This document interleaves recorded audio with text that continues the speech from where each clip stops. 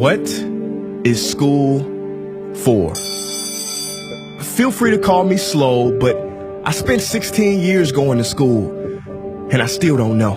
When I finished, I didn't know how to do my own taxes, purchase a home, or apply for a loan. I didn't know a thing about investments, building credit, or getting a job. I graduated at the top of my class, and what did I have?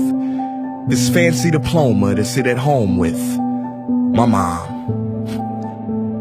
But luckily, they did teach me some important skills like factoring trinomials and how mitochondria is the powerhouse of the cell.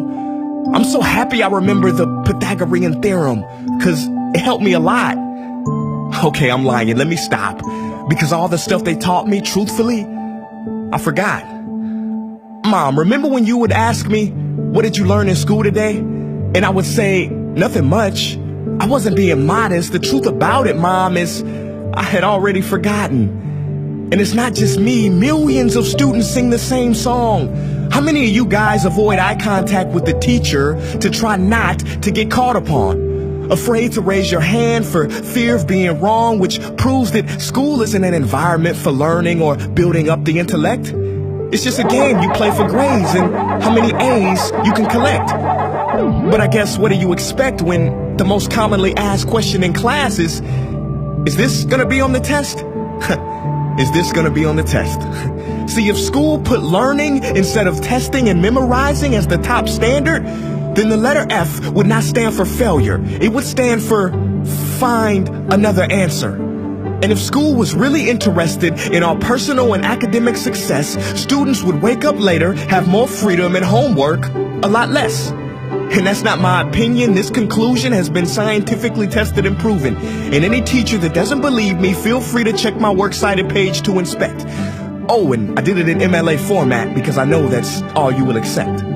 See, students would get more benefit from an extra hour of sleep than putting them through the torture of an extra essay, reading 150 pages, doing problems 1 through 60 on the worksheet, and having 3 projects due by the end of the week. Not only is it pointless pain, but it's also dim-witted, because we get so much work, but they don't teach the time management skills to deal with it. See, in school, we are controlled by bells. We have to learn in rooms with the feng shui of a prison cell. We have to ask permission to relieve bodily functions, but not before the teacher asks a million questions like, why didn't you go before class? I'm sorry, my bladder is kind of on its own schedule and it's not always timely. See, teachers always say, use your time wisely. But that never made sense to me. Because these 6 cruel hours of our lives we call school might literally be the worst use of time management ever in history. Think about it. The traditional teaching method is foolish. No, it's useless, multiplied by the square root of stupid. What they do is they cram information in your head, force feeding you, and then you throw it up on the test. That's not education. That's bulimia. And the more bulimic you are, the better you will do on their assessments. So it's no wonder why so many students graduate mentally and emotionally anorexic. See, school teaches you how to memorize dots. True education should teach you how to connect them. True education teaches you how to catch a fish. School teaches you, yeah, you caught the fish, but you didn't show your work, so it doesn't count. Throw it back. I'm just asking, what is school for? It's not education. That's just not true. If you still think that, you might be sniffing glue. See, the word education comes from the Latin root educe, meaning bring out, i.e. bring the gifts out of a person and make them viable. But school doesn't bring out much. It just stuffs more facts inside of you. Now, some of that stuff is justifiable. We need reading, writing, and some arithmetic. That's fair. But are you telling me metamorphic and igneous rocks are more important than self-care?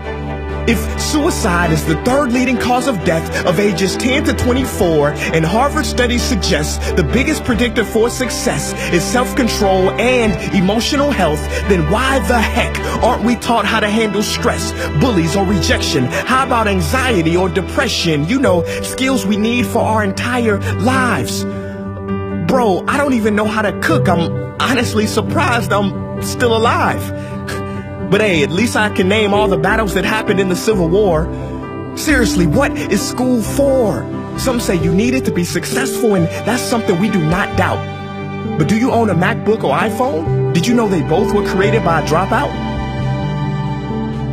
Are you watching this video on Facebook or YouTube? Doesn't matter which you choose. They both were created by dropouts. Ever use Snapchat, WhatsApp, shopped at Whole Foods? Well, thank a dropout. Does your home furniture come from IKEA? Okay, don't get the wrong idea. He was not a dropout. Don't be a fool. I mean, how could he drop out?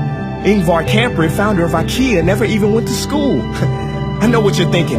He's just picking and choosing. There's millions who didn't go to school that aren't successful. Who is he fooling? And you're right. But open your history books and start perusing. You'll find the very people we idolize in school never really had formal and/or secondary schooling. I'm talking George Washington, Abe Lincoln. America's best presidents had zero school between them. Ben Franklin, Thomas Edison, shall I proceed? Ernest Hemingway, Mark Twain, Teddy Roosevelt, Margaret Mead. Now please, I'm not saying drop out, because some schools are great and many teachers are rare treasures. I'm saying that there's a difference between people who are smart and people who score better. I'm saying that your future is something that no test will ever measure. Even if that test begins in 3 letters like SAT, ACT, it's BS if they say those determine your LIFE. No, your destiny is in your hands. You must shape it to be great. So don't expect school to open doors, because it's more likely to slam them in your face. Sometimes I wonder about all the dreams lost in school and how much potential goes to waste. If it wasn't for music and YouTube, then I would have been just another lost case. Everybody watching this, please, close your eyes.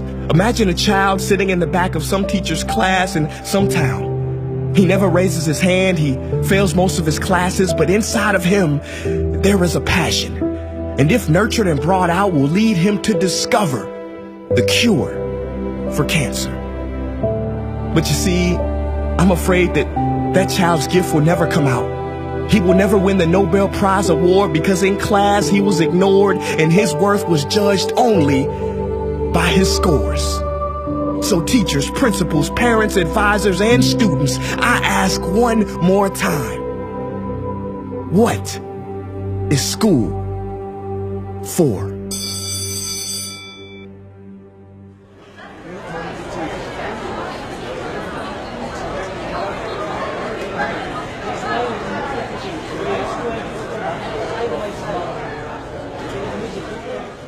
Hey guys, what's up? My name is Prince EA, and I want to thank you for watching that video. And now I just have one question left. What is school for? Don't you think it's time that we answer this question together? If you are a teacher, a parent, or a student, I urge you to check out the Innovation Playlist. What is the playlist? It is a program that any school can try for free. It's based on the best practices from educators around the world, and through its small steps, it can lead to big changes in your school. Go to innovationplaylist.org to learn more. Peace.